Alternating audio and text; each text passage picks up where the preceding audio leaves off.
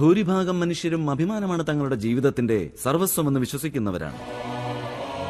ജീവിതത്തിലെ ഓരോ നിമിഷങ്ങളും അവർ വിനിയോഗിക്കുന്നത് അഭിമാനം വർദ്ധിപ്പിക്കുവാൻ വേണ്ടി മാത്രമാണ്. എന്നാൽ വാസ്തവത്തിൽ ഈ അഭിമാനം എന്നാൽ എന്താണ്?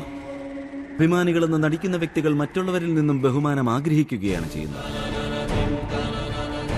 അങ്ങനെയുള്ള എല്ലാവരും അവരുടെ മഹത്വത്തെ പ്രശംസിക്കുന്നത് ശ്രവിക്കുവാൻ ആഗ്രഹിക്കുന്നവരാണ്. തങ്ങളുടെ ശക്തിയെ പുകഴ്ത്തുന്നത് ശ്രവിക്കുവാനും അതിയായി ആഗ്രഹിക്കുന്നവരാണ്.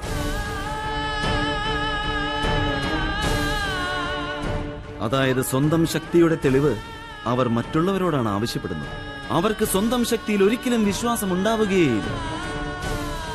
സ്വയം ദുർബലരാണോ എന്ന ഭയം അവരുടെ മനസ്സിലുണ്ടാകും. അവരുടെ പക്കൽ വാസ്തവത്തിൽ യാതൊരു ശക്തിയും ഉണ്ടാവുന്നതല്ല. അതിനർത്ഥം അഭിമാനികളെന്ന് സ്വയം നടിക്കുന്ന വ്യക്തികളുടെ ഹൃദയത്തിലാണ് ഭയം വസിക്കുന്നത്.